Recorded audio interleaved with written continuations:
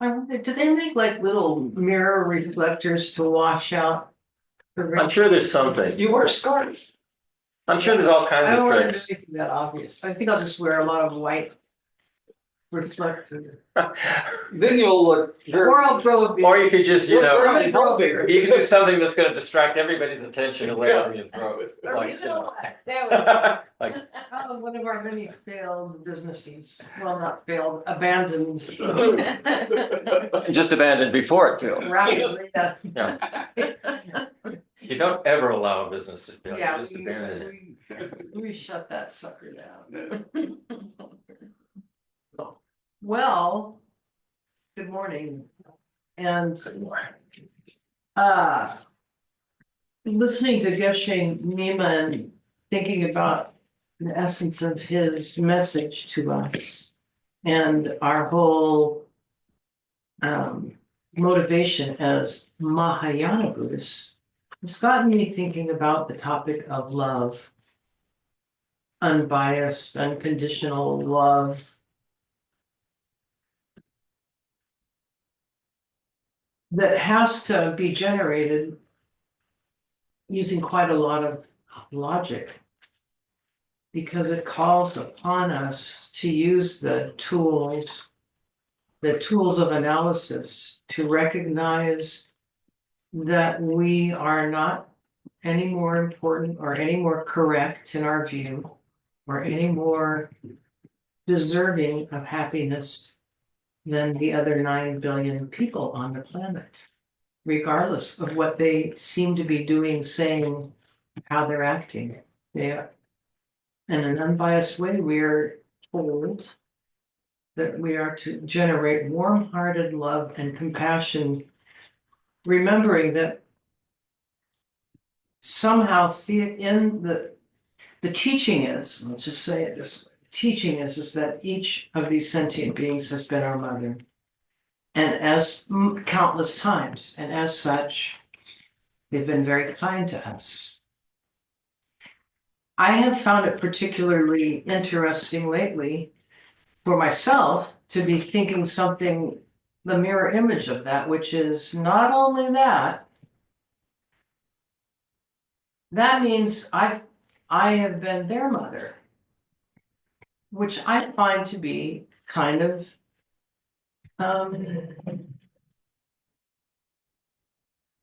helpful, because it then connects me, and I'm sort of inviting you as we get ready to say our prayers, which is to set our motivation for doing all this. I mean, we're not just doing this for the fun of it. You could almost summarize the intention of all Buddhist practice merely to generate a reliable, unshakable, dependable, unbiased love for other sentient beings, for every single sentient being, no matter what, who or what it is. And so I've been thinking about this a lot and reading, and this idea that, oh, so countless times I was your mother and your mother and your mother, and just finding some modest way to connect in your current life with an experience that you've had where you felt the impulse to be nurturing and felt the impulse to be kind, or felt, no matter how small it's been,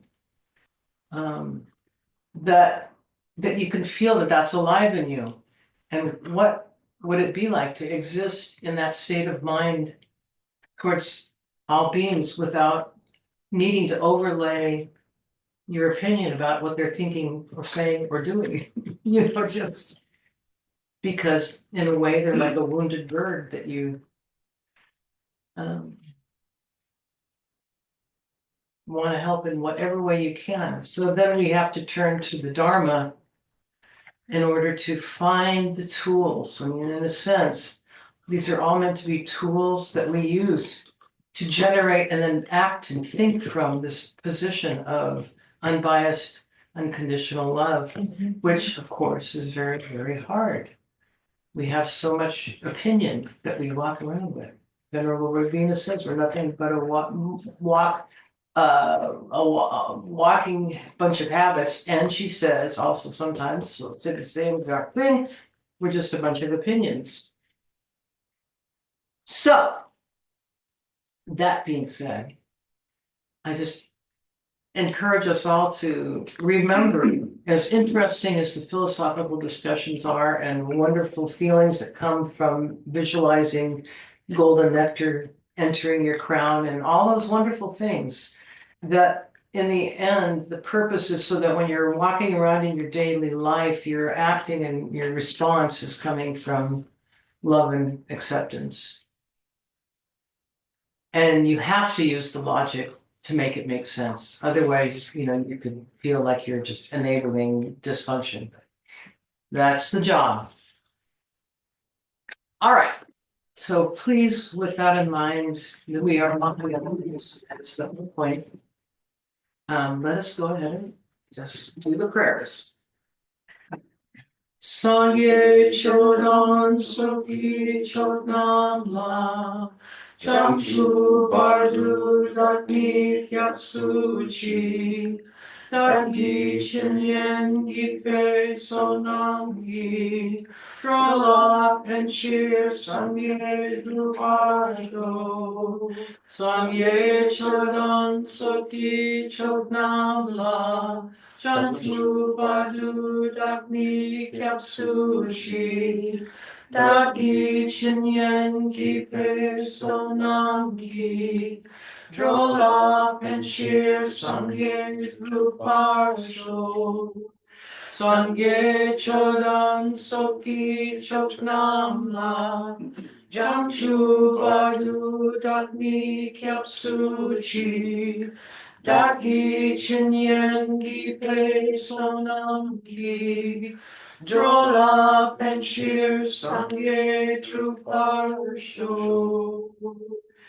For immeasurable thoughts, and these were meant to abide in these are the background noise of our mind all the time, meant to be 24/7, 365. This is in the background of our motivation with everything.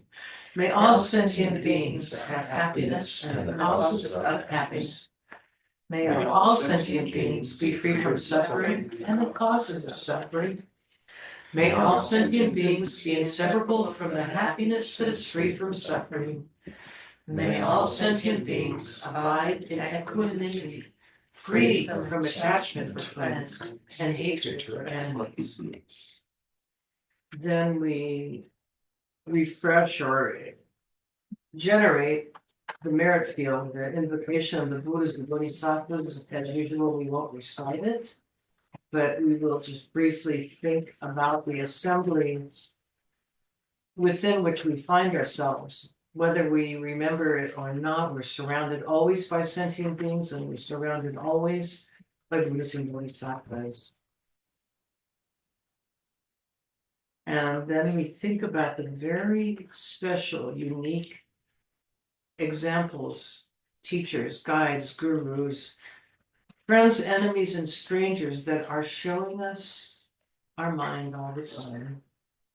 And to that assembly, we recite the 7-limb prayer with our intention of how our attitude is towards these helpful beings. Reverently, I prostrate with my body, speech, and mind, and present vows with every type of offering, actual and mentally transformed.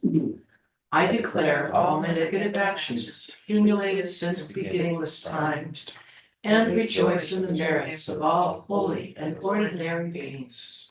Please remain until samsara ends, and turn the wheel of dharma for sentient beings. I dedicate the merit created by myself and others to the great enlightenment. And then sort of picture all of the Buddhas, Bodhisattvas, and enlightened ones just very happy that you are recognizing this role you have to play. And similarly, all the sentient beings who are not enlightened, who you're in this soup with, they are also rejoicing.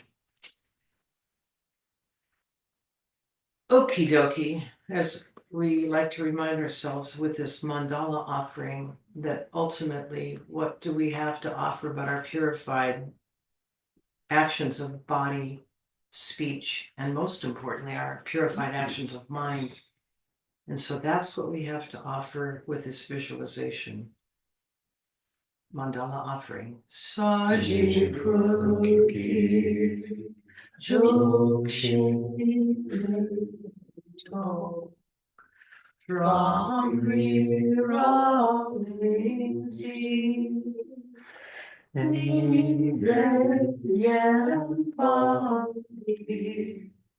Sanye Shindu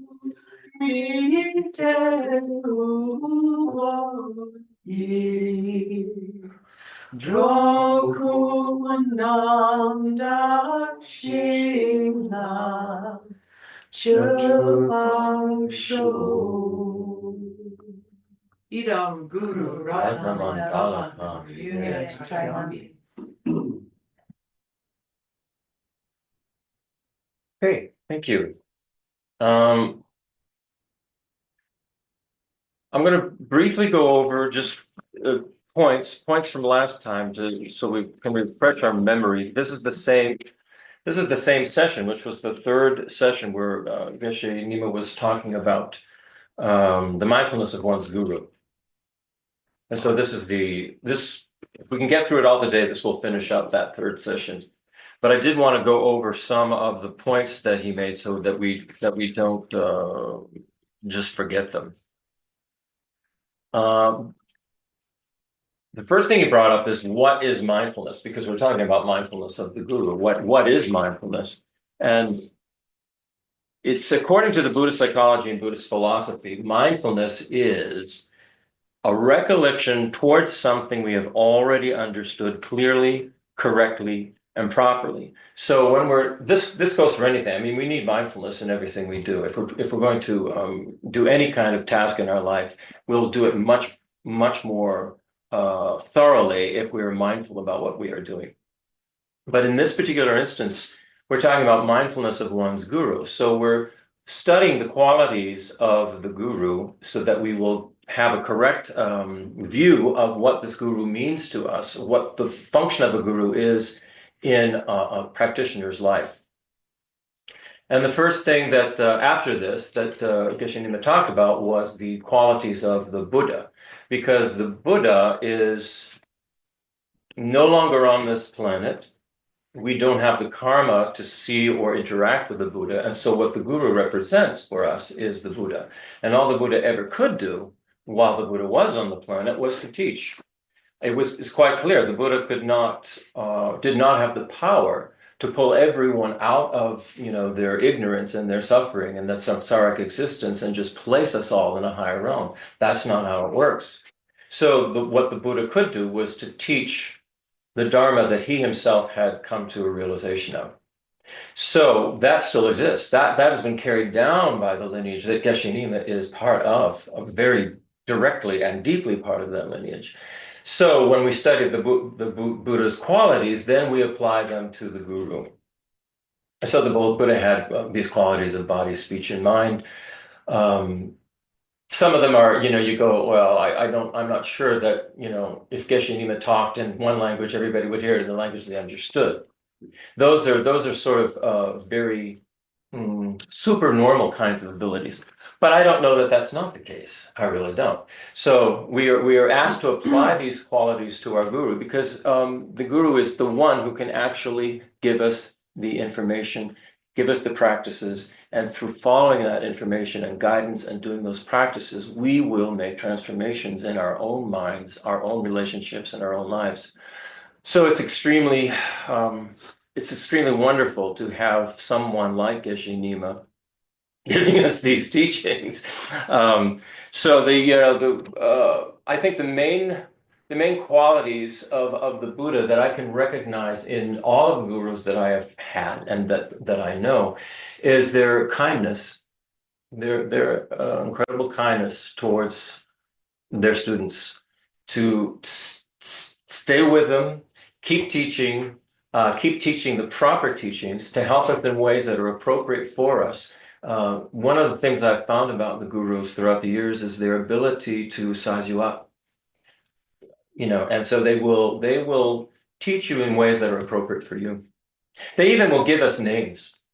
And the names they give us are based on what they have recognized in us. And if they've given you a name, I suggest you look it up and understand what it is what that name means, because that name will give you a clue as to what they see in you. So that's just something to think about. But the Buddha's mind is free from all fear. The Buddha has compassion and love for all beings, regardless of whether they think the Buddha is good or think the Buddha is not, doesn't matter at all. But a Buddha, an enlightened being, has compassion and love for all beings, no matter what, no matter who they are, no matter how they act, no matter what they think. And as Kavita was saying earlier, that's an important thing for us to begin to develop, to think about. We don't just want to be attracted to people who agree with us or we think are on my side of the fence, whatever that may be. We need to start training, and it really is training and practicing. And you can do this through many of these techniques, like the refuge visualization or the merit field visualization. All of these things are techniques to develop our potential, our positive potential to expand our connection to others. Because really, this is what it's about. It's about our connection to others and how we can help one another. It's not about just getting enlightened for oneself and, bye-bye, see you later. That's not the point, because as we understand from the wisdom teachings, everything is interconnected. The other interesting part of the Buddha's mind, and this was very difficult to understand, but very, very important, is the Buddha's mind is non-conceptual. We can't even conceive of that because our minds are completely conceptual, as far as I can tell. It's filled with concepts. And what Geshe Lobsang Nima said is that the Buddha does not create generic images. We talked a lot about this. There's an image that comes in. If I say pot, you'll have an image of a pot, and this is what we do. It's like we pull it up from our database, and we know, all right, there's a pot. It's I have a terracotta one. It's not too complex, but you know what the pot's function is, what its purpose is, and there's all this information based on this conceptual image. It's a mental image. It's not like a photograph, but we all recognize this. If I say cat, boom, there's something with ears and a tail, and that's a cat, and there's all this information there. So what that does is it creates a sort of an obstruction between us directly connecting in a way with others or other objects, even persons and phenomena, for us to directly experience what that is. And so we don't do that, because we have this generic image that's giving us the information based on our own past, our own mind stream, our own experiences. They're saying the Buddha is completely different than that. The Buddha just has direct connection and understands the object as it is, not as it appears, but as it actually is, whether that's a living being or some other kind of phenomenon. So I thought that was very interesting. It's something to think about and remind yourselves of. One thing that this was from Geshe Lobsang, he said we mix so our eyes will see the shapes and colors. So what we're doing all the time with all our sense faculties, assuming they're functioning, is we're mixing the generic image on top of just the raw data coming from the right. So there's this mixing happening. Yeah, I think what Geshe Lobsang Nima even said, we project. So we project our concepts, our conceptual idea based on that generic image onto whatever it is we're looking at. And then all these qualities we'll put onto that thing. I mean, like we can see that we're doing that in a kind of how it triggers emotionally. You can see one person's face that and love comes because you're mixing, and then you can see another face. I'm just talking photograph of someone that you Don't know. don't think you like, and Oh, yeah, sure. aversion comes. Right. Just Oh, yeah. because you're mixing your projected generic. Just go onto the internet and see your emotions go up and down and up Yeah, and it's a good down. exercise. Yeah. I mean, this is really, really important for us to think about. Is of the topics that he talked about in this particular part of the session, this is one of the ones that we are not as familiar with, and it's only because we are enveloped in this conceptual world of ours in our mind. We don't even understand there is a way to directly cognize something without projecting onto it certain ideas that we have. I mean, our minds evolved that way, instead of immediately recognize stuff. I mean, so there's data or there are times where you want to immediately do that, but it has sort of the flip side of that. We see somebody we don't even know and we sort of project, oh, this person can't be good for whatever reason, because You can. Right. So yeah, there are very evolutionary advantage in it. Yeah, there are very practical reasons to it, evolutionary ones. But you can see how we get into all the trouble we're in. I mean, that's all the biases. Can you see somebody you're biased against that person before you even start meeting? That's right. And wouldn't that be nice to get over? Wouldn't it be nice if we could just get rid of that? All right. So he said what we have to do is we have to try to cultivate a pure vision. And he related this. And he said, we need to try and do this in our day-to-day experience, day-to-day life. And he related this to what he called eliminating the external and internal factors. External factors are the things that we see in our environment, outside of us, other people, the objects, the environment, what's going on in the world, all of that kind of thing is those external factors. And then there is the internal factor. And the internal factor is us and the state of our mind, which is, since beginningless time and samsara, very self-centered, self-grasping. It's an ego kind of mind, and based on that, and then you take all our generic images based on our self-grasping and what we project out there, you can see where the trouble arises. And what we're always trying to do, all of us, even throughout the world, you'll see this, the politics, wars, everything, we're trying to change the external factor. We're trying to make the external factor be right and correct to match what we want. And what Geshe Lobsang Nima is saying, what the Buddha is saying, don't waste your time with the external factor. The real thing is going on internally. Change the self-grasping attitude.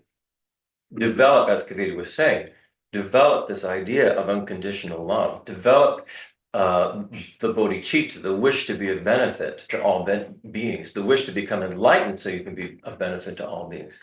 And this takes logic, which then brought us to talking about the wisdom way. And add this sort of funny thing, since I think the very, very first, I'm sure this is true for everybody that's in this, following this lineage, the very first class or session you ever went to included the four immeasurables, because it does every single time. And the four immeasurables has, may all sentient beings be free from attachment for friends and hatred for enemies. And we think, well, that's great. May all sentient beings have that. And then they're sort of like, but I don't need to, not me. Let them have that. I mean, we really have to challenge ourselves. We do, because we say, well, why shouldn't I be attached to my friends? They make me feel good. I like them. Yeah. Well, I think we're talking about a self-centered attachment. I'm just a little harping on this because I can tell from me, and I usually am not that different from everybody else, where people are at, that this is a big thing right now. Sure. It's being stirred up in a way that you might not label it this, but ultimately what it's talking is challenging our ability to humbly accept the limitations of our understanding of what seems to be going on, combined with the understanding that whether I agree with them or not, another being deserves to be happiness. I may strongly disagree with their methods to get there. But they want to be happy, and they deserve And, to you be. know, as a Buddhist practitioner, I understand they are as subject to delusion as I am, so they've gone down, I may view them as being down a completely mistaken road. Nonetheless, may they find a road that is Yeah. non-harming and. The answer is always love, Mhm. and this is what our job is. Love and compassion. Is to love, just to love, but to love with wisdom, and that is the Buddhist path. And and I cannot find a fault with it. So anyway, that sort of brings us up to where we left off. So now we're still on. This is still that Saturday where he was teaching. We're still on stanza 2. The end of stanza 1, the beginning of stanza 2. There you go. And if we can get through this, we'll get to stanza 2 next time, right? So the next thing he talked about were the distinctions between science, philosophy, and religion. When we're talking about the Dharma, His Holiness the Dalai Lama always makes distinctions between Buddhist science, Buddhist philosophy, and Buddhist religion. Religion is for the Buddhist practitioner, somebody who considers themselves a Buddhist and is practicing. Then the religion is for that. Buddhist, even if we're not a Buddhist practitioner, we can study Buddhist science and Buddhist philosophy. Buddhist philosophy is related to Buddhist psychology, the study of the mind. This is how we learn how to train the mind. With philosophy, what is recommended or advised is how to train the mind through logical reasoning. Before the Buddha turned the first wheel of Dharma, before the Buddha ever taught the Dharma, he told his disciples, I have found something which is profound, free from fabrication, clear, and unconditioned. If I teach you this, you won't understand. So I'm going into the woods. That's what the Buddha first said. The story is that there were, because he was an enlightened being and he could contact beings from other kinds of realms and things. There were beings in other realms who were going, no. You have got to find a way. You have got to find a way to make these teachings accessible to the people that are, on the planet. And for everyone, actually, for all beings in all the realms, he needs to find a way to do this. So the Buddha came back. He came out of the woods.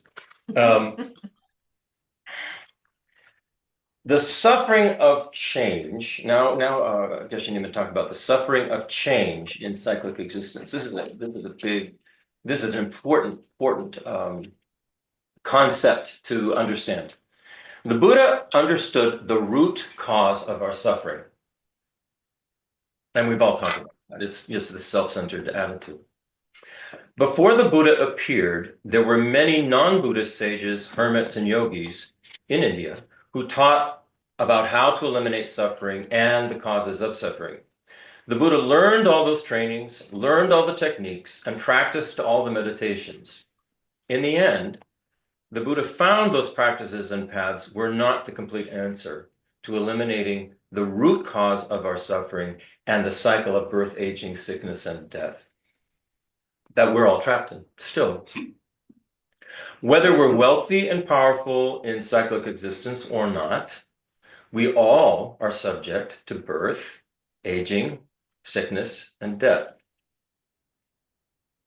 No matter how many facelifts or injections we get, it's gonna happen someday. As long as we're circling in samsara, and this is important, as long as we're circling in samsara, there is no way to be genuinely happy.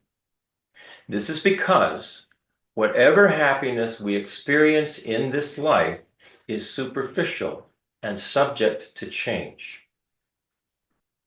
It's like the situation of a person who's been suffering in the icy cold and snow for a very long time and is finally able to get inside where there's a blazing fire in the hearth that provides a lot of heat. For the first few minutes or so, the hot fire feels wonderful.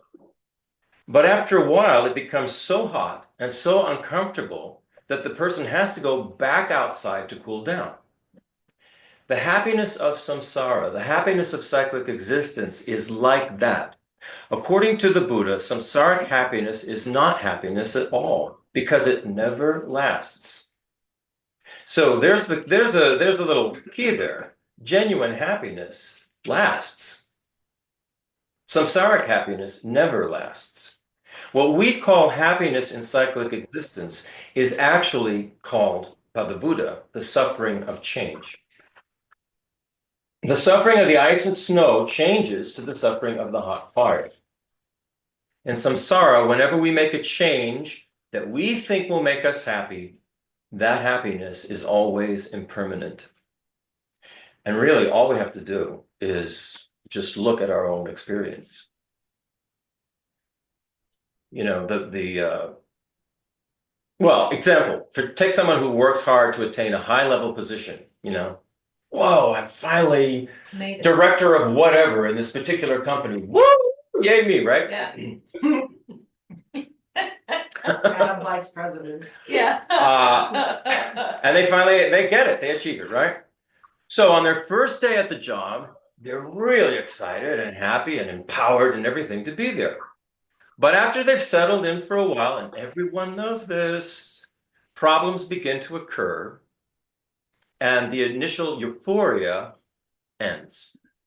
Whatever feeling of worldly happiness we experience inevitably changes.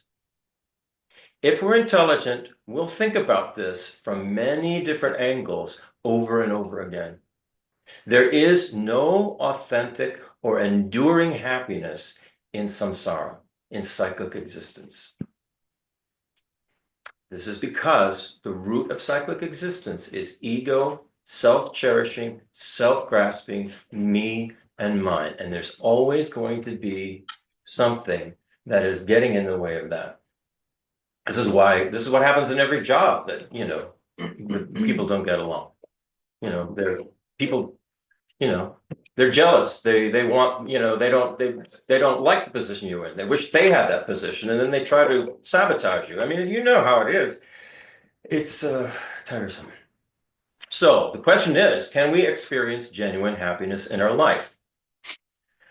If there is no authentic or genuine happiness in samsara, is there any way to get authentic and genuine happiness in our life?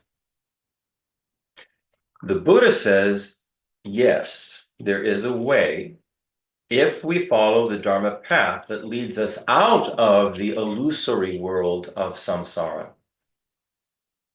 As long as we're lingering and roaming in this illusory existence, then today's happiness will be tomorrow's suffering. Sometimes we need to be reminded of this teaching. For example, there are many people who think that things like smoking and drinking, those kinds of habits, those give them some kind of pleasure. And it's true. It's true. Intelligent people will advise them that what they are doing is not good for them. If they follow that advice, they'll avert the suffering that these habits can cause, and they will become a happier person. And because of that action, then their relationship with family and friends will be better. And I think all of us are aware of situations in our own lives, in our own families, where we can see this kind of dynamic occurring. And really, all we ever want to do is to help the person we know who is going through this kind of addiction, to help them see that the addiction is not the thing that's going to make them happy, and do everything we can to help them. And I think sometimes it doesn't even look like help, you know, but it's important to think about that. So similarly, when we're talking about our happiness and having a meaningful life, if we speak from the Buddhist perspective, this life is a very, very small part of our beginningless and endless existence of consciousness and form.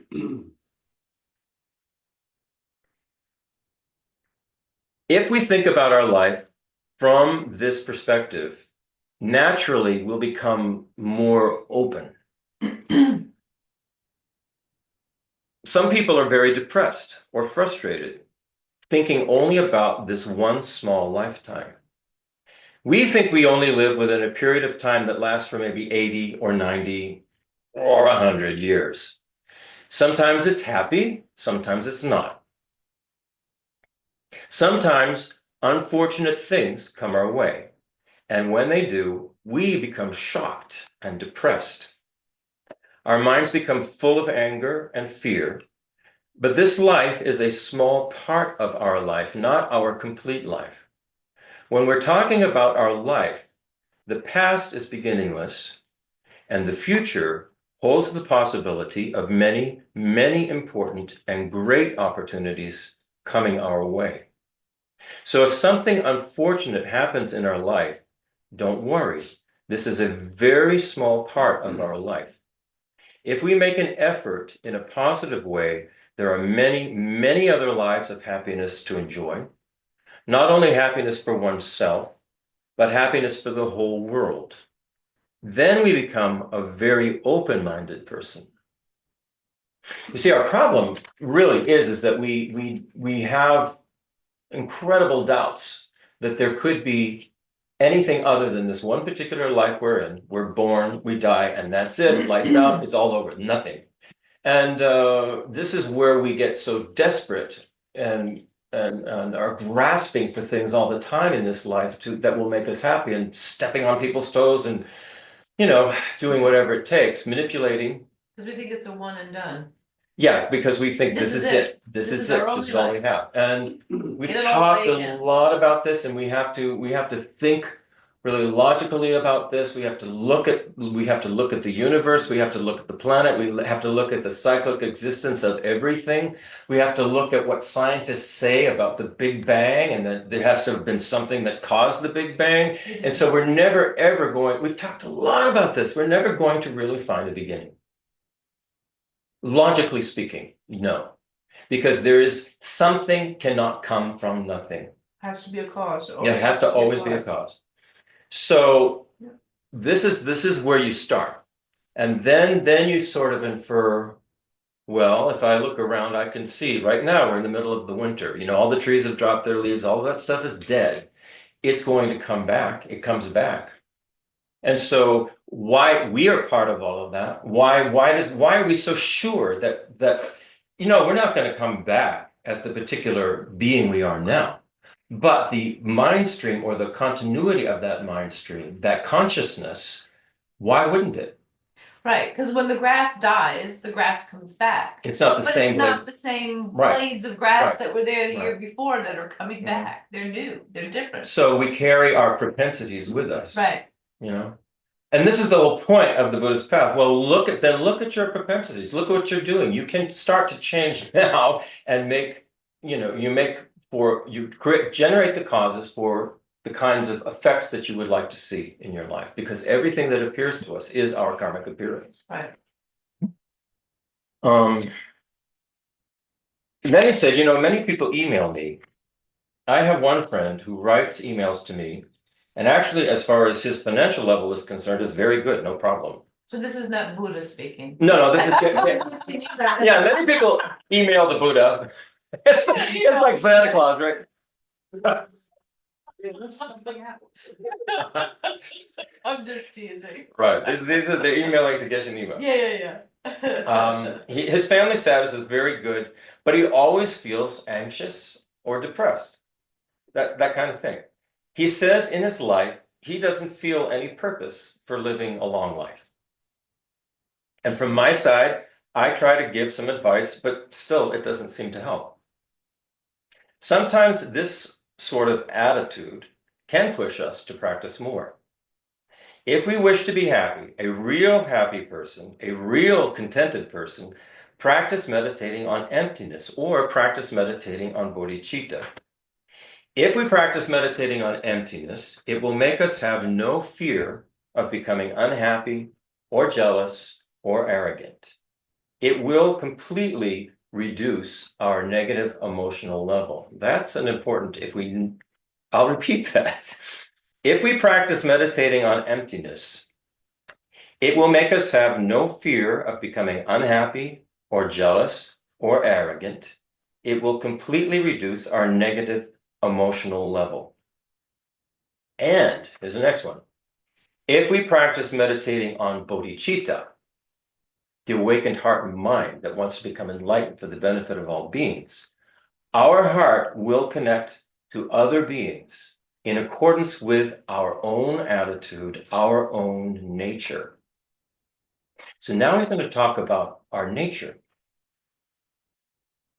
So regarding our human nature, if each of us had some money or property, and we sold that property, and we used that money that we got to cheat, abuse, and mistreat others, and then we checked our own mental level or our own mental feeling, would we be peaceful and joyful in our mind? And I think most of us can say no. There would be no peace or joy in our mind, although we were able to succeed in what we set out to do, cheat, abuse, mistreat,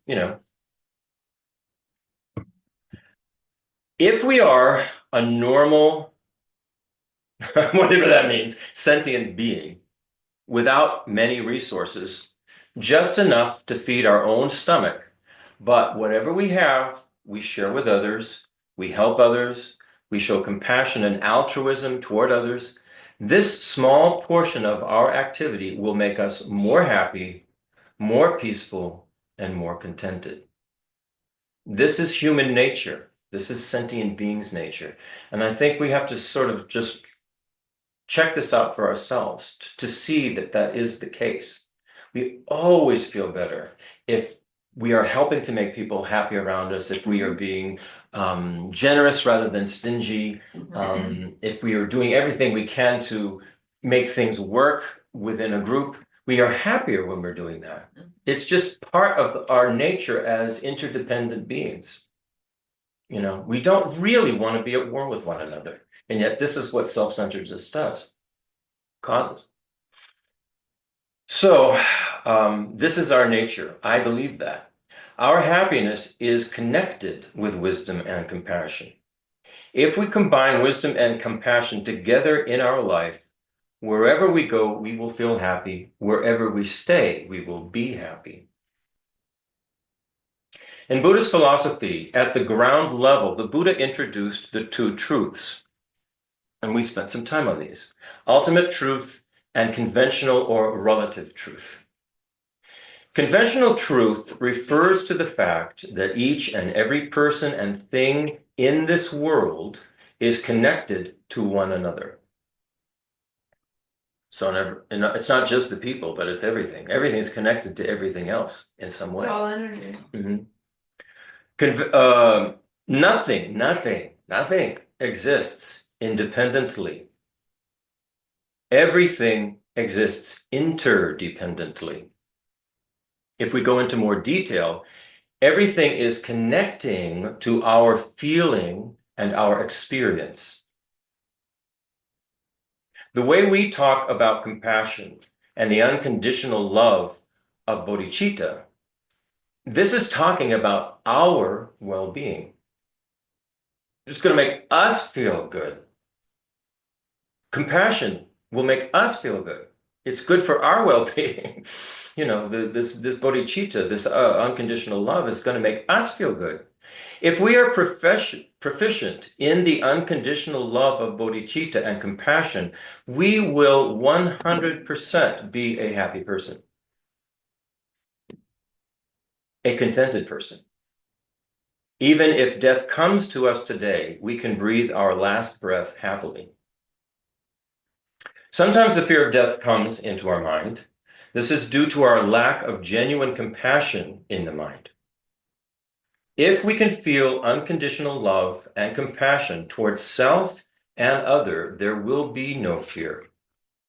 The unconditional love of bodhicitta and great compassion is the direct countermeasure to our self-centered and selfish attitude. Even though a selfish person doesn't lose his or her own life or body, even though they haven't lost more property than this or that other person, the selfish person always feels unhappy. as if someone cut off their arm. Hmm. So our happiness lies in practicing the unconditional love of bodhicitta and the wisdom of emptiness. Our teaching here is mainly highlighting the topics of bodhicitta and the wisdom of emptiness. So please practice these 2 points. In order to understand these 2 points, as I mentioned before, the Buddha said, I have found something which is profound. This is related to the Four Noble Truths. The Four Noble Truths are the foundation of the Buddha's philosophy. I think this is not a religious belief. This is the Buddha's own experience and logical approach or reasoning. If we think of the Four Noble Truths through the application of reasoning, we can argue the existence of the Four Noble Truths. So now he goes into that. Okay. Goes into the Eightfold Noble Path and the Four Noble Truths, which that's probably the first thing people hear about when they hear about Buddhism in general. They'll go the Eightfold Noble Path or the Four Noble Truths. Before the Buddha gave his teaching on the Four Noble Truths, Buddha taught the Eightfold Noble Path to his followers as a way to lead a good or contented life. So the Buddha's first public teaching or sermon was at a place called Deer Park. And in that teaching, the first thing he taught was the Eightfold Noble Path. And then he taught the Four Noble Truths. And this was all in the same teaching. So the Eightfold Noble Path came first. The first one of the 8 in the Eightfold Noble Path is right perspective or right view. This is very important. If we want to change our life, what we want to do is change our perspective or our view. Without changing our view or philosophy or perspective, whatever we study or practice will make no change in our being, will make no change in our life. Changing our perspective automatically changes our attitude. Many teachers taught before the Buddha came, but their teachings never touched the root cause of the problem. Some teachers explained that the root cause of the problem is attachment, and that through many levels of concentration, finally they could successfully eliminate the attachment towards self and phenomena. They studied that path for many years until finally they were all done. Still, the root cause remained. This is because, for example, if one cuts a tree, but only at the branch level instead of at the root level, the tree will still continue to grow. So as we've discussed many times, the root is this Mind. ego, self-grasping me and mine that sees the ego existing, having an inherent independent existence. So the self exists inherently, independently, separately from everything else, and everything else therefore appears to the ego as existing separately. This is why the world appears the way it does to us. Separate, distinct little things, and then all of the problems we have. And that's because we haven't got it at the root. We haven't got the problem at the root. We're cutting away at the branches. Right. The Buddha taught 84,000 teachings, and these were all according to sentient beings, different kinds of mental dispositions. If we try to learn each and every one of the antidotes in these teachings, we'll never be able to understand all of them. Those teachings are meant to eliminate all the negativity within the mind. If we try to learn each level of teaching in order to eliminate each level of our negative emotions or propensities, it will take a very long time. So the Buddha said it's like when we cut a tree. If we cut it at the root level, then it doesn't take much time to cut the tree permanently. If we cut the tree from the branch level, it takes a long time. I think we all know this. Anybody who's, tried to get rid of a tree in their yard. Keep coming back. Similarly, there are many levels of antidotes to solve our many levels of problems. But the most important thing is that we use the correct antidote, which completely removes the problem and every other problem that's related to it. The Buddha said the wisdom of emptiness is the main, primary, or ultimate antidote. The wisdom of emptiness is the main, primary, or ultimate antidote. Once we actualize that kind of wisdom, we can remove all other related problems because the wisdom realizing emptiness is the direct antidote to the grasping ignorance, misapprehending the true nature of self and other. If we cut this, then we will cut the root of all problems. If we apply some other antidote, it could take years and years, and we would never cut the root.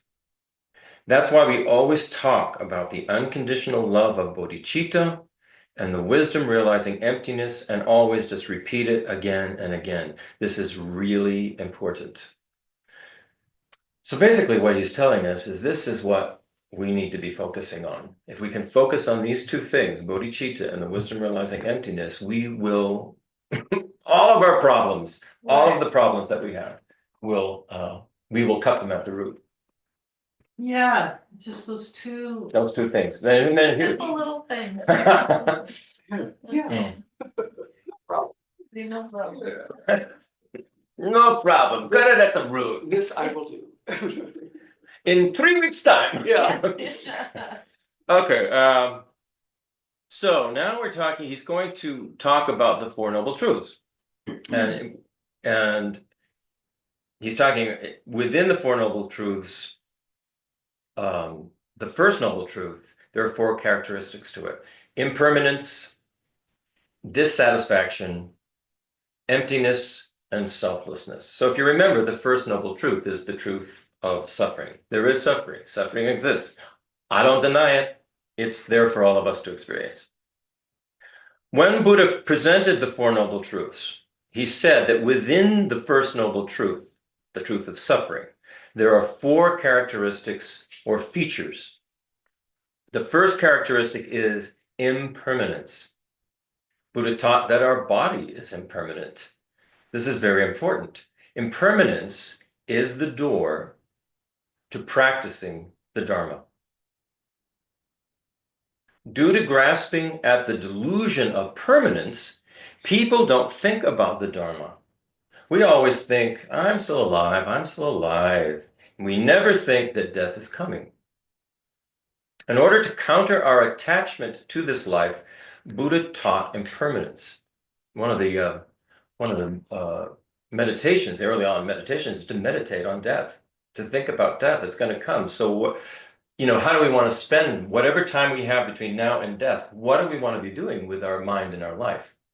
This is why it's to help us, to help motivate us to look at the Dharma, grasp it, understand it, and practice it. Due to the I said that. All right. Sometimes people don't listen to the teachings on impermanence.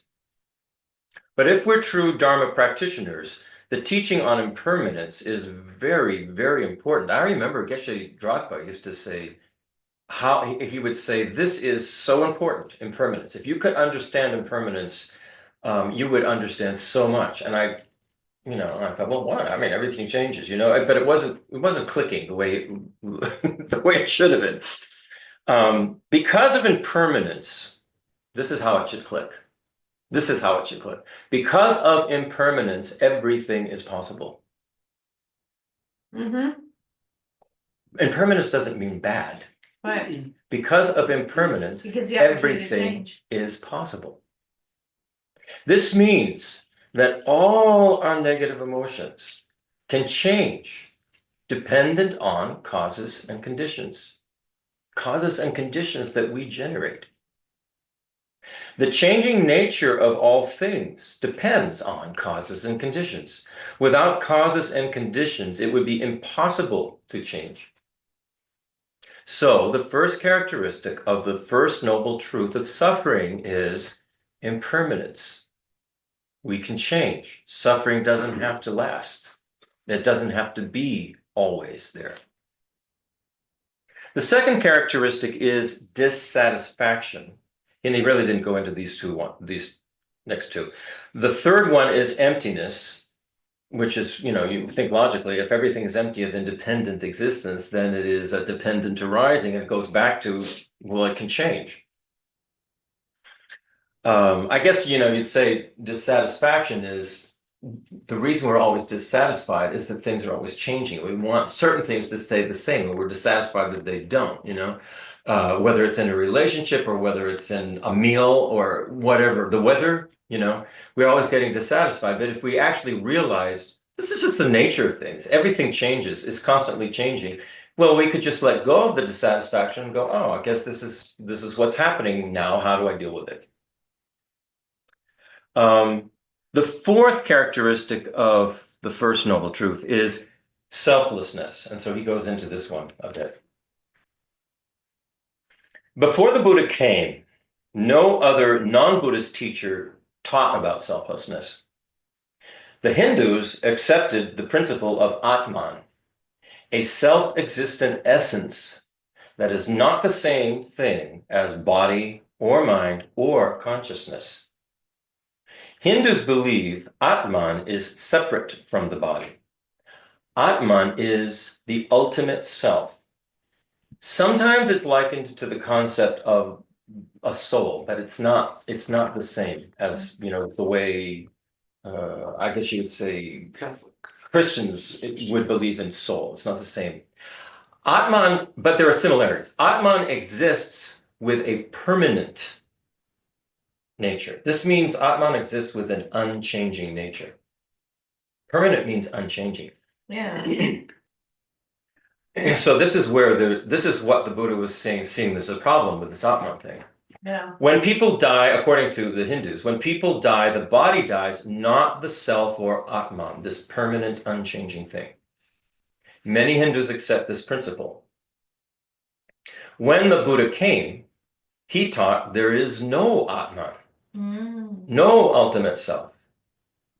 According to the Buddha, it is the belief in the existence of an ultimate self that causes all problems to arise.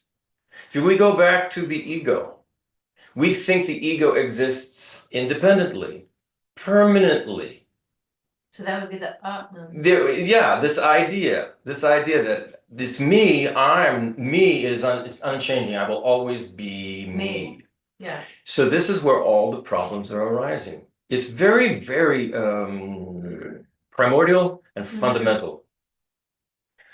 Afflictive emotions such as attachment, aversion, anger, and hatred come into being because of this ignorant belief in an ultimate self, which impels all things to appear objectively real to us. Look around, that's how it seems to us. It seems like all of this is objectively real, even though we've already studied that for different species, they see a completely different thing. It's not the same. Yeah. But we think, no, it really is this. It really is this. We have trouble getting past it, which is why the scientific logic is so important as well. We have to use all the logic available to us to sort of break the illusory hold this has on us. Based on some part, aspect, or other characteristic of an object, our afflictive emotions are triggered. Just think about that. Think about something that you're attached to. Well, there is some part, there is some aspect, or there's some characteristic of that object that you're attached to, which will cause you to develop grasping and attachment towards that object. Or think of something that you have great aversion for. There's an obvious one for many, many people. So think of someone or something that you have great aversion for, right? Well, there is some part or some aspect or some characteristic of that particular object that when you see it, it just triggers your aversion. You can like hear somebody's voice and boom, I can't stand that person. You can see the color of someone's hair and boom, I can't stand that color hair. There's little things that trigger us in these objects. So then we project desirable or undesirable qualities onto that object. So here's the Buddha's advice for living a good life. When the Buddha talked about selflessness, the fourth characteristic of the First Noble Truth, he taught us the means for changing our perspective of self and other. Selflessness is the means for changing our perspective of self and other. If we can change our perspective or view, then we can change our attitude. Because we already have the correct or right perspective, or the right outlook or right view towards self and other. Oh, he's saying we can change our attitude because we already have attained the correct or right perspective, and we have the right outlook or right view towards self and others. So that's the thing to work on, is the right view, the right perspective. And then we automatically, he says, through that we can change our attitude. When we can change our attitude or intention, we can change our way of speaking, and we can change our way of doing or behaving. Through that, we can change our way of living, and our livelihood also changes. Through that, when we engage in activities, we can make the distinction between good activities and bad activities. When we engage in right activities, a sort of joyous effort will naturally arise. And then right mindfulness will come, right concentration will come. Then we will be living in a meritorious, good, or perfect way. For that purpose. So if we get, in other words, if we can get the right view, the right perspective, then these things are going to sort of, one will lead to the next, to the next, to the next, almost in a very natural progression when he's talking about this Eightfold Noble Path. For that purpose, the Buddha taught the Eightfold Noble Path. First of all, here's one. First of all, we change our mistaken view or perspective to the right view. The right view. Things don't exist independently. Everything is interdependent. Changing our view or perspective can change our motivation or intention to the right intention. So we go, all right, if everything is interdependent and I'm part of all of this, well, then my intention should be to sort of help make this all work, because everything's connected. So you, rather than my intention is to manipulate to get what I want, my intention is to destroy, get something out of the way. If you go, oh, wait a minute, that's not the nature of what this is. So I need to change my view. And as I change my view, I go, well, I need to figure out how to make this all work. And how do you do that? This will cause us to change our speech, to right speech. Then right action will follow. Then the fifth, the right livelihood. We'll stop doing things in a dishonest way. We'll stop doing a lot of the things that we see. So say in government waste and using money in ways that it shouldn't be used. All the stealing, lying, cheating, all that stuff. We'll change our livelihood. We will see, oh, I need to change this so that it's in alignment with what interdependence is. And then 6, we'll have right effort, and 7, we will have the right mindfulness, and 8, we'll have the right concentration. Then we can enjoy a stable mind. This is the Buddha's advice for living a good life. If we live our life based on the Eightfold Noble Path, then our life will be meaningful, content, and good. Before teaching the Four Noble Truths in his first sermon at Deer Park, the Buddha first taught the Eightfold Noble Path. The Eightfold Noble Path talks about living one's life according to the middle way. Not too much luxury, not too much austerity, the middle way. If we think really carefully about this kind of information, it is logical and it is helpful. Sometimes the intellectual level is very logical, but doesn't have an aspect to it that helps us in our experience. The real way of changing our perspective or view comes through the ultimate level, which refers to emptiness. This is the final mode of self and other. And I think we will talk about that later. So now he talks about... Yeah. Go ahead. So, at the most subtle level of our consciousness, very subtle consciousness, our clear light mind, that moves from one lifetime to another lifetime, which has existed since beginningless time. I would think that this concept of a clear light mind is maybe a permanent concept or permanent existence of an activity, even though the content of the clear light mind might vary from lifetime to lifetime, depending upon karma, causes and conditions, and whatnot. So how is it possible to have something that is always changing and impermanent, but at the same time have something that seems to be permanent all the time? Yeah, I think we have to come down to our definitions.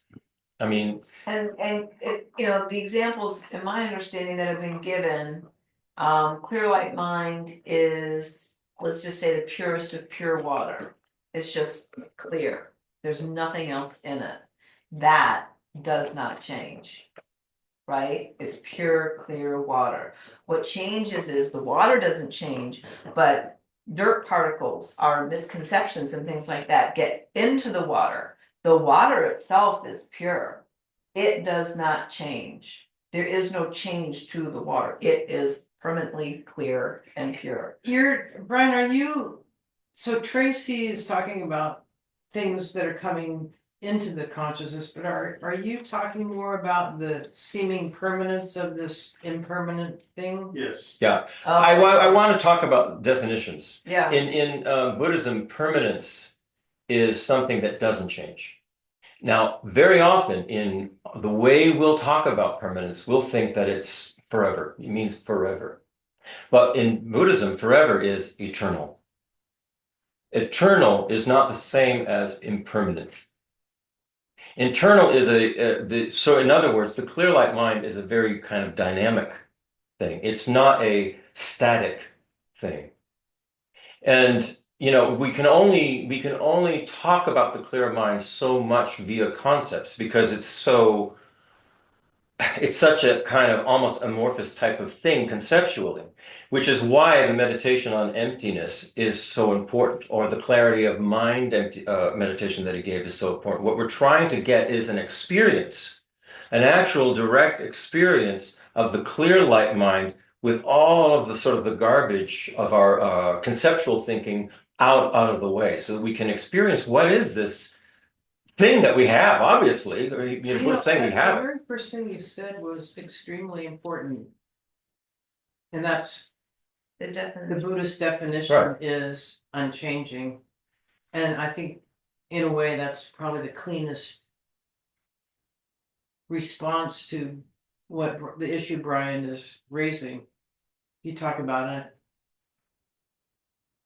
perpetual phenomena that is constantly It's perpetual. That would be maybe a better way. transforming from better one way to moment think to of the it. next. We tend, so that what happens here, and we use the word permanent, and then we start to, I think maybe it's hard for us to imagine, I suppose, but maybe something like the clear light mind is perpetual. Right, it's perpetual. That would be a better way of Because saying it. it is constantly undergoing change.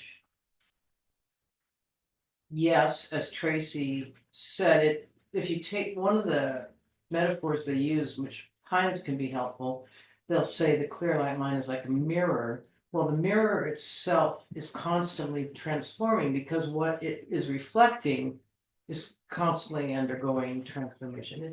There's all these ways, but I don't know. The best way is to actually experience the clear light mind for But I ourselves. think just sort of So that we out the understand difference it's between not- permanence and non-changing. Yeah, Venerable Rabbeinu always says we have to clarify our terms, and permanence Yeah. in Buddhism means something does not change. It's permanent. It doesn't change. eternal would be a better, or perpetual would be a better way of positing clear light mind. I know, I mean, I wonder about this too, and off and on, Brian, and I think about, because they make a big deal about the big difference between Hinduism. One of the ways they say it is the big deal between Hinduism and Buddhism is this concept of a Atman, this permanent, quote, soul-like thing. And I myself go, well, how's that different than but I think what they're saying is somehow this almost like a glowing light that always exists as it is without changing is a real different thing that's been in the Prasangika view of what is being talked about. I think what you could say is, Anyway, and from It's a certain important. point of view, and some of the very, very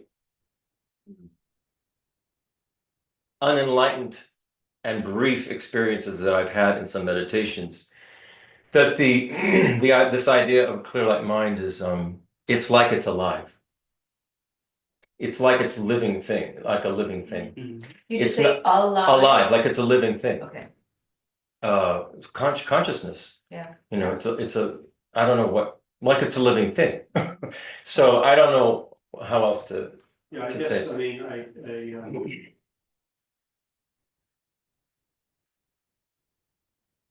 I guess in some ways, I'm just looking for any inconsistency in the arguments and. Yeah.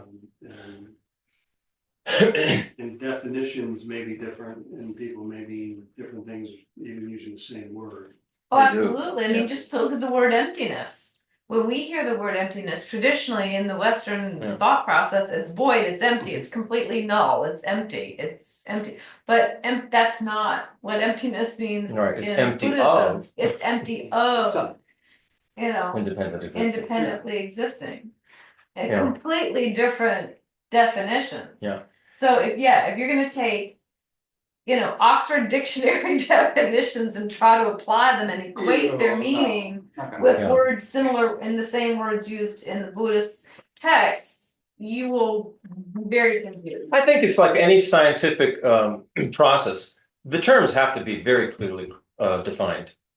Otherwise, we're going to misunderstand one another. Yeah. Has anybody ever said why they used the term Atman and and the Hindu definitions of it? Was it for a purpose to make, say, the parishioners Right. feel more comfortable about something, but they actually it could be closer to the Buddhist. I don't think that the Hindus actually, our teachers have always said the main difference between Hinduism and Buddhism Yeah, is emptiness. yeah. So there was definitely an Hinduism argument didn't back have that. then. Yeah. Hinduism did not have That's that an concept. interesting point, Don. Almost like, Yeah. growing up Catholic.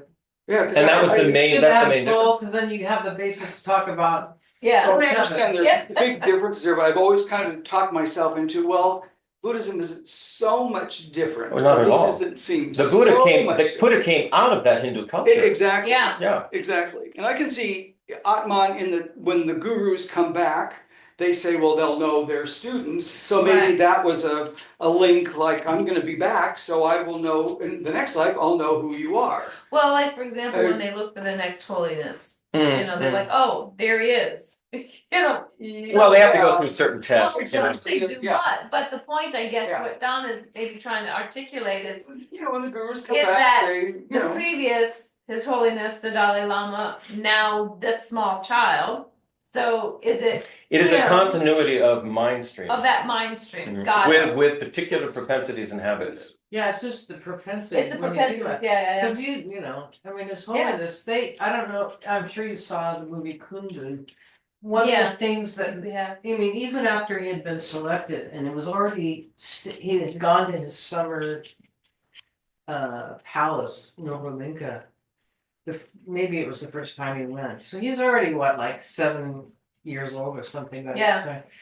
And they all kind of sighed a sigh of relief because when he went at that time, already after he's the Dalai Lama, Right. he goes and he finds his cabinet and goes, oh, my teeth are in there, my old teeth are in there. And he opens the Yeah. cabinet and he's rummaging And there they around and are. So finds they're them. just triggered. And they all kind of go at that point, "Phew, We got it really right. is, you know, because it was sort of just another, even after all the other. Right. But so I think actually the reason I mentioned that story is It's it's, intensity of I don't mind know of stream. I don't know of a living Yeah. example where any of the lamas that I've ever heard of remembered their students or remembered anything like that. Yeah. Right. And the students likewise, Venerable Right. Rena It's kind of rare, knows, yeah. you know, her has been identified, but she says he's nothing like the old one. Right. I don't see anything.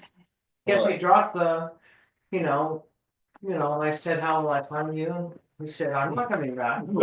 Yeah. Geshe Lobsang's not coming back. Or, you Yeah. know, one of the metaphors he uses, we're like a flash of lightning. Well, they're Right. completely, another flash of lightning is gonna appear. But it's not gonna be the same one. that. It's like a snowflake or. Yeah, whatever. exactly. Okay, now we transition from the mindfulness of one's guru to the mindfulness of compassion for sentient beings. The foundation we need in order to achieve this level of mindfulness is an understanding of the shared path of spiritual trainees with a small capacity and the shared path of spiritual trainees with a medium capacity. This is referring to the stages of Lam Rim. And a person of small capacity, what a person of small capacity is interested in is having a fortunate rebirth in samsara. They like samsara because it's what we know. We know cyclic existence, we know samsara. So what we really want is just, tell us what we need so that we're not gonna be born as a skunk or something, We want to come back and have a pretty good life. So what do we need to do? That's a person of small capacity in the Lam Rim. Right. Person of medium capacity is somebody who recognizes that the cyclic existence is a problem, and we really want to be out of cyclic existence. So person of medium capacity sort of develops a sense of renunciation towards samsara, towards cyclic existence, towards the whole thing. So this is kind of the path of what we would call the arhat. And the way to do that is that you train in this medium capacity, you develop your concentration, you develop your ethics, you develop your wisdom. And you finally have a realization of clear light mind, a realization of emptiness, direct realization, and you are out of cyclic existence. You have attained what they call nirvana, cessation from the suffering of cyclic existence. Mm-hmm. That's a person of the medium capacity. And that's all we're talking about right now. We're not talking about bodhisattva. We're talking about these two capacities. So the foundation we need in order to achieve the mindfulness of compassion for sentient beings is an understanding of the shared path of spiritual trainees with a small capacity and the shared path of spiritual trainees with a medium capacity. According to the shared path of the small capacity, we are human beings, so our lives is very precious.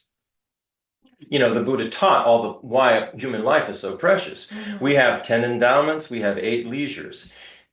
Geshe Lobsang Nima says, if I explain this briefly, it means we have all the capacity we need to practice the Dharma. Mm-hmm. We have met the Dharma, we have met Dharma teachers. If we practice, if we have these facilities already in our life, this is one point. Another point is, although we have these kinds of facilities, we don't make an effort in practicing the Dharma. Our life never waits for us. It's always changing. Death is certain. The time of death is uncertain. When death comes, the Buddha says only the Dharma will protect us. At the time of death, if we weigh our negativity and positivity and find our negative karma is stronger than our positive karma, there's a little bit of danger there for us. So Geshe Nima says, every morning I do a visualization practice like this, where he weighs his level of positive karma and weighs his level of negative karma, his activities. This kind of visualization can inspire us to practice more and more. We try to feel some fear that if when death comes, our negative karma is more strong, there will be no way to take a rebirth in the highest realm or even a favorable realm. At that time, we feel some sort of fear in our mind, and then we think, who will protect us? What can protect us? Only the three jewels can protect us. There is no deity or person who can protect us from the fear of a lower rebirth. So how does the Buddha, Dharma, and Sangha protect us? The Buddha taught that all the negativities of sentient beings cannot be washed away by water. The Buddha cannot transfer realizations to us. What the Buddha can do is show us the Dharma. So if we follow Buddha's advice, that advice is the Dharma. As Buddhists, we don't believe in a God or a creator. We believe in the law of karma, of cause and effect. We believe in a wider perspective. The perspective or concept of karma is logical, I think.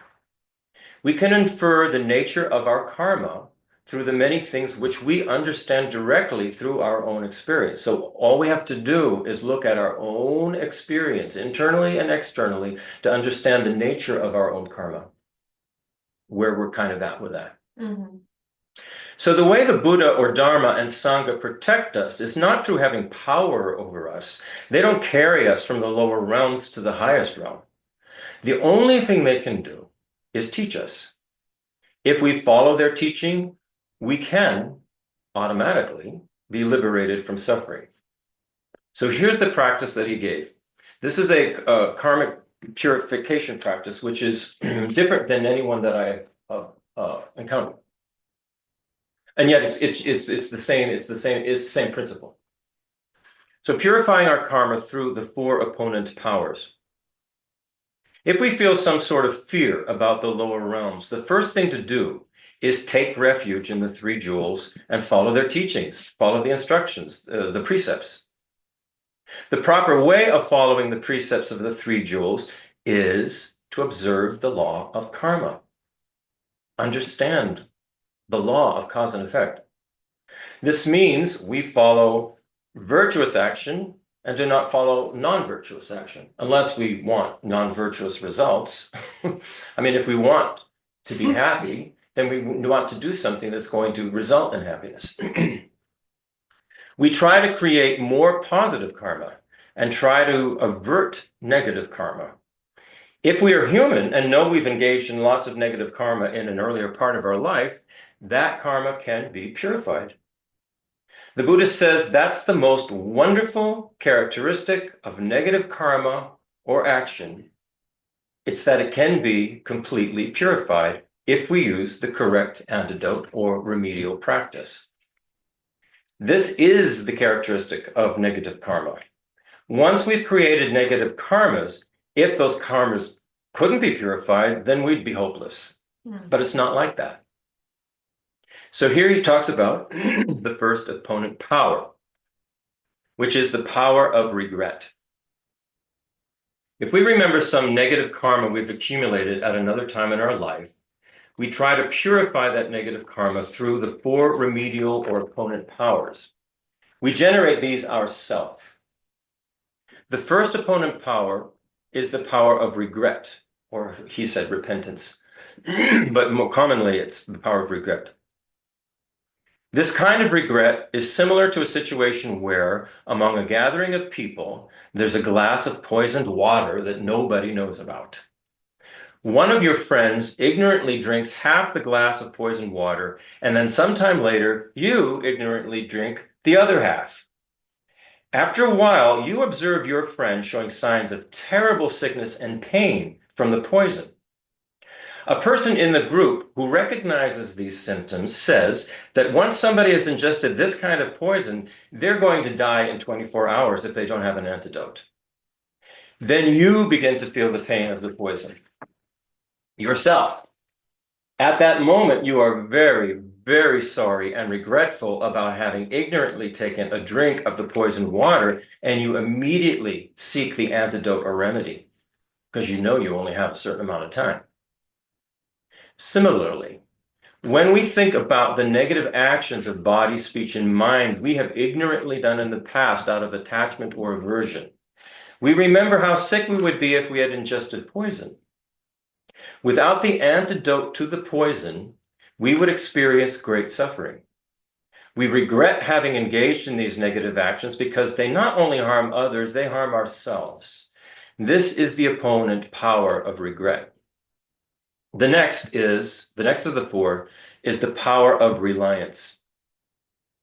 Now we practice the second opponent power, which is the power of reliance. First of all, what we think is everything is interdependent. The self I think of as me is interdependent. I don't exist as an independent being. I am actually empty of independent existence. So according to your own understanding, you think of yourself as being empty of inherent or independent existence. Whether that understanding of yours is completely correct or not, don't worry about it. It doesn't matter. You think about emptiness for a minute and then generate yourself in the form of a Buddha Dharma deity upon whom you feel you can rely. Whether you rely upon Yamantaka, or you rely upon Tara, or you rely upon Avalokiteshvara, Chenrezig, whatever deity you feel you can rely upon, first of all, think about the emptiness of yourself. And then based on that root or seed of emptiness, you generate your emptiness into the form of Manjushri or Tara or whoever you would like to personally generate as yourself. Then, above, and I gave links to all of these various deities so that, in the study guide, you can look them up. Thanks. Then, above your head, visualize Vajrasattva, who we've already talked a lot about. The great purifier of all defilements, obscurations, and obstacles. You are now in the form of your personal Buddhist deity, and above you is Vajrasattva. So this is the opponent power of reliance. You're relying on generating yourself with these qualities. Mm-hmm. It's a high level of practice. It really is. And I have not quite seen this done this way. Now we go to the power of remedy. This is the third one. Now we practice the third opponent power, the power of remedy or the antidote. Since you are now generated as your personal deity, your body by nature is not contaminated.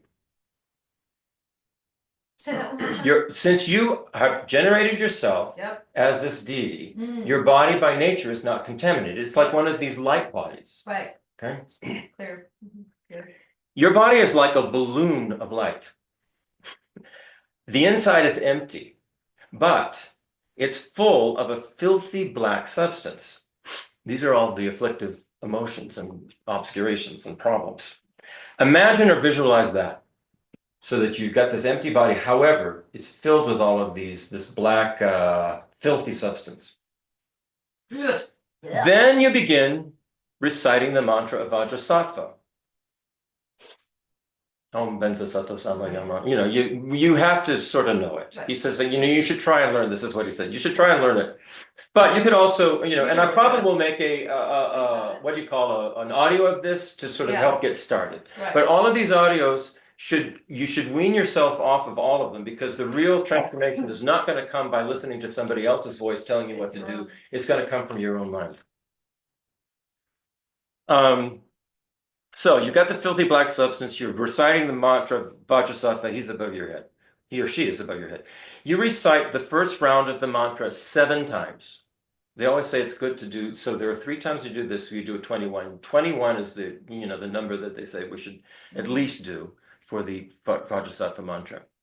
You recite the first round of the mantra 7 times. While you're counting the first round of the mantra, visualize or imagine nectar in the form of powerful white light emitting from the body of Vajrasattva above your head.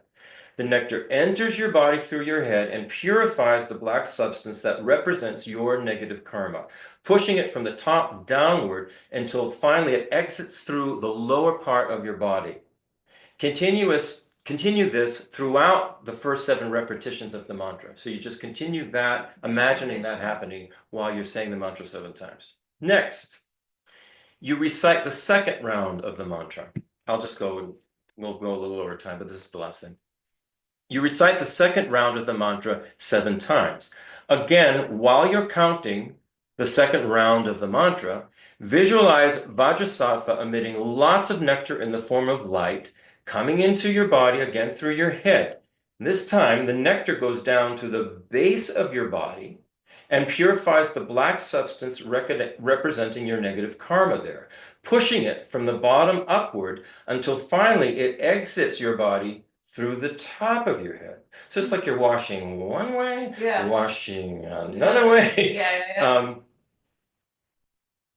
Continue this, visualizing this, Mhm. throughout these 7 repetitions of the mantra. Now, recite the third and last round of the mantra 7 times, which will make 21 repetitions.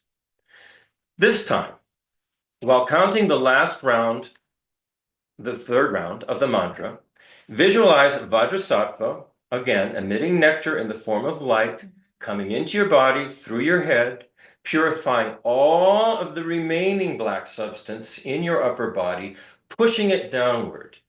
At the same time, visualize light nectar from Vajrasattva at the base of your body, purifying all of the remaining black substance in your lower body, pushing it upward. So you have this kind of thing going on as you're reciting the mantras, and it's, you're getting clear and clear here, clear, and all this black stuff is going to your centers, the middle.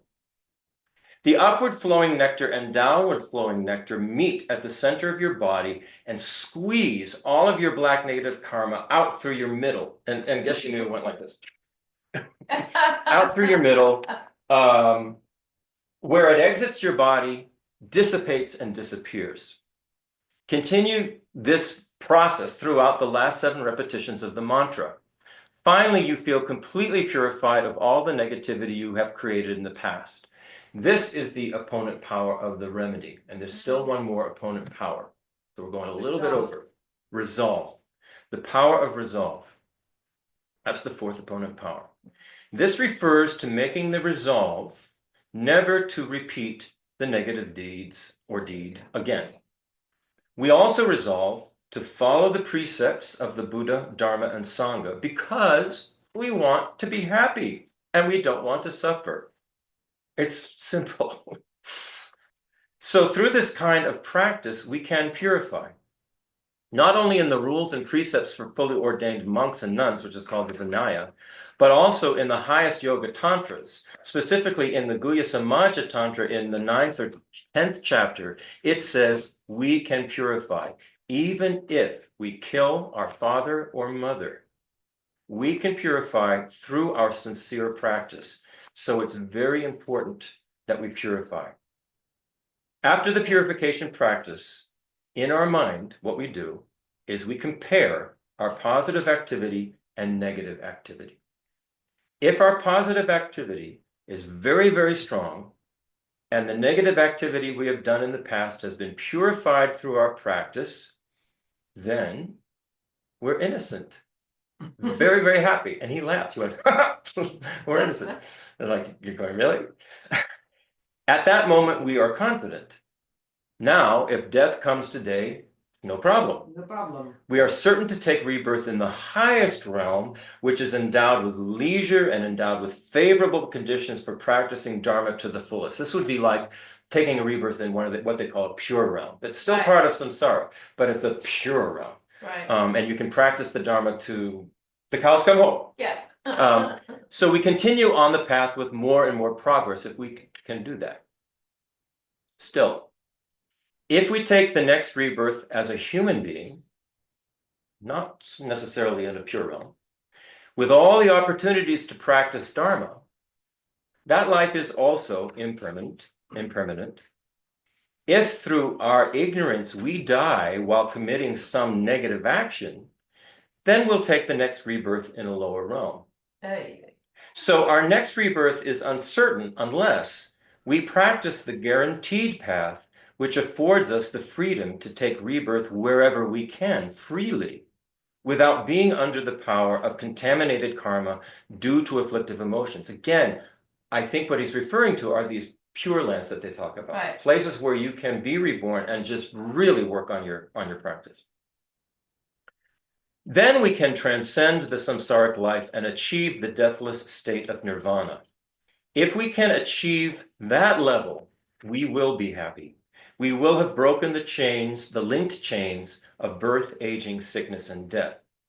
But at the level of the person of the small capacity, remember I talked about this only. This is the person who's only interested in a fortunate rebirth in cyclic existence. It's somebody who likes cyclic existence. It's because that's what we know. So we want to come back to this. We just want to have a good rebirth in cyclic existence with lots of all of the good stuff. But at the level of the person of a small capacity, there is no way to make an effort to achieve a nirvana. That's not even what they want to do. Right. How do we generate the strong aspiration to achieve nirvana and the strong renunciation toward all of cyclic existence, including this life? The real path starts with the practice of the Four Noble Truths. When we start to practice the Four Noble Truths, it marks the transition from the shared path of the person of small capacity to the shared path of the person of medium capacity. So we'll discuss this in the next session, and that's where we ended it. But I wanted to get through that, and I think I might do an audio of that just to facilitate us getting used to that idea. But as I said, as soon as you can, you want to get off the audio because you need to get to your own mind doing the work there. Thank you, Christopher. How about some quick closing prayers? Okay. We're only 5 minutes late. Remembering that not a single thing is lost from what you've just heard. I can't do an Oh, Australian. good. Forget it. Darling. Venerable Vina says nothing is lost. I'll take her word for it. In this perpetual continuum, it just keeps loading in. So we'll make our prayers brief. Starting, let's say the English things right under Guru. Right under Guru. No, I take it back. Let's go to the first one, it's dedication of merit. Okay. And we'll just say those, and due to this merit, Merit. May we soon attain the enlightened state of Guru Buddha, that we may liberate all sentient beings from suffering. In English, May the precious Bodhi mind, not yet born, arise and grow. May that born have no decline, but increase forevermore. May the view of emptiness, not yet born, arise and grow. May that born have no decline, but increase forevermore. The final dedication in all my lives, may May I I not be separated from true lamas, and so enjoy the splendor of Dharma, fully perfecting the views. Levels of past. May I speedily attain the state of Vajradhara. And I hear a silent amen, hallelujah, going around the room. Right. And I want to say again, I am astounded by the teachings that he gave us. I am so grateful that he did that. I am so happy that we can have the opportunity to read them, go back and read them, and practice them, because he has given us practices in almost every one of the teachings.